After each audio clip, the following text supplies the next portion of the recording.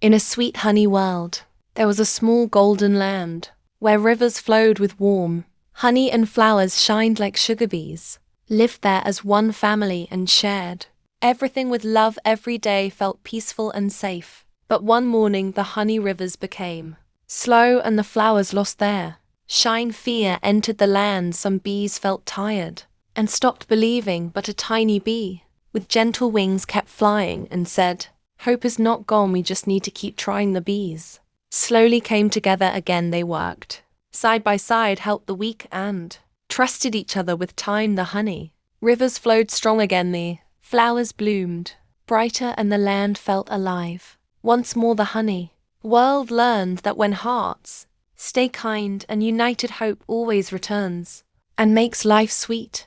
Again the little bee smiled, knowing even small voices can bring big change, and the Honeyland promised to always protect hope no matter how dark the day feels.